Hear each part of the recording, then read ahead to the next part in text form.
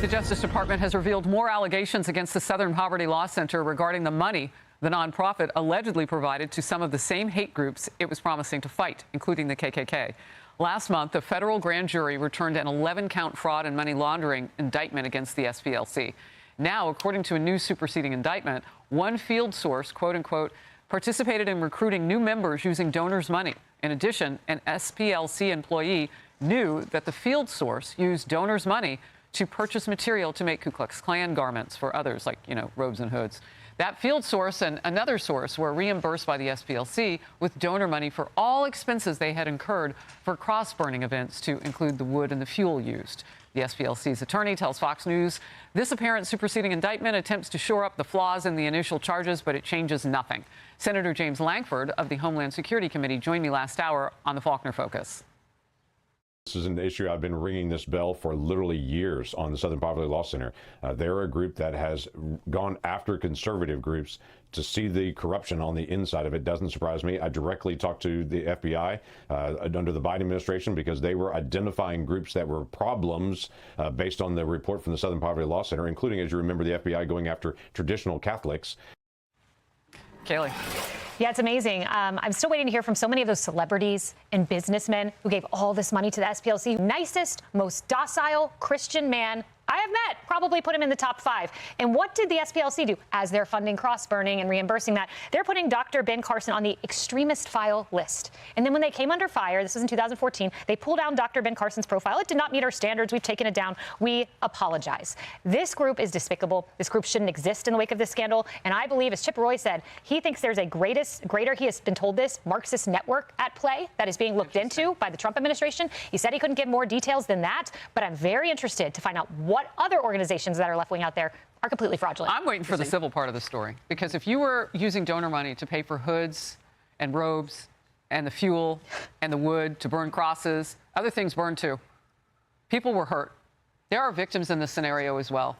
Is the SPLC on the hook for that? Well, I think the attorney, by the way, that gave that statement to Fox is Abby Lowell. And yes, Abby Lowell is a very powerful, successful attorney in Washington circles. So when you bring in Abby Lowell, you know that you are in trouble and you're on the hook. I think one of the things that's interesting to me, too, though, in sort of a broader sense, is that we also know the SPLC gave money to the Unite the Rally people that were fomenting chaos in Charlottesville, Virginia. Joe Biden launched his campaign in 2020 with a 3-minute video that focused on Unite the Rally. And yet now we can look back and say he was literally launching a campaign based on something that was fomented. Original back in the 80s, that was their original doctrine. But I don't think giving $3 billion out of donor money is part of eradicating poverty. I would say is exactly the opposite. And by the way, in that statement that Abby Lowell gave to Fox News Digital, he talks about the informant program. They actually say, oh, it's saving lives. We're doing the work that we promised to do. But on the hate map, you're right, which they have. Turning Point USA, Moms for Liberty. These are the people that you're targeting. I'm so glad that you brought that up, Kaylee. And by the way, even progressives have now come out in the last several years and said that this group has become too radicalized. So this is, I don't think anything really new. The fact that we're learning all of this and this, obviously this complaint is new. And we'll see where the investigation goes. Well, what Kaylee was talking about, though, is also key. Who knew that their money was going to this? I mean, it's pretty opaque, is what I understand.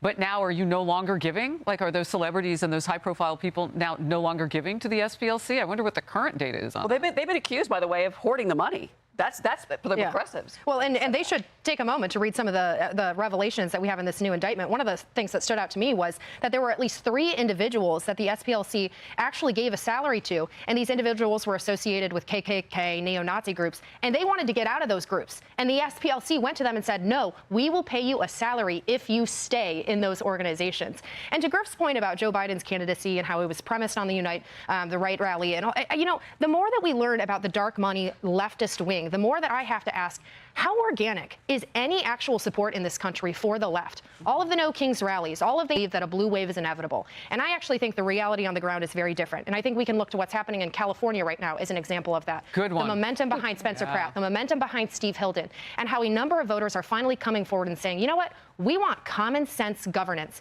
And they have associated the lack of that with the left-wing movement. And so that is why these leftist organizations have to spend so much time and energy manufacturing enemies on the right, stigmatizing conservative beliefs, because it's the only way they can get people to support their... By Fox News Media, a subsidiary of the Fox Corporation. Here are the key aspects of the network: content and programming, news and commentary, Fox News provides 24/7 coverage of national and international news, politics, business, weather, and sports. Its programming is well known for featuring prominent opinion and political commentary shows alongside its reporting. Platforms. In addition to its cable channel, Fox News operates a website, a mobile app, and a streaming service called Fox Nation.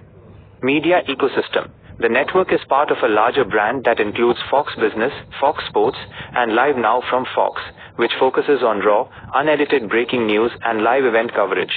Reputation and perspective. Conservative focus. The network is widely characterized as having a conservative editorial slant and has historically appealed to a right-leaning audience. Criticism. Fox News has frequently been the subject of controversy and criticism regarding its reporting standards, specifically accusations of biased coverage and the promotion of misinformation or conspiracy theories. It has also faced significant legal challenges and settlements related to its reporting and internal culture. Influence. Despite ongoing criticism, it remains one of the most watched cable news networks in the United States and is considered highly influential in American political discourse. How to access television. Available through most major cable, satellite, and telecommunications providers. Digital. You can stream content through the Fox News app, the Fox News website, or via the company's various subscription packages like Fox Nation and Fox One streaming options. Social media. The network maintains an active presence on platforms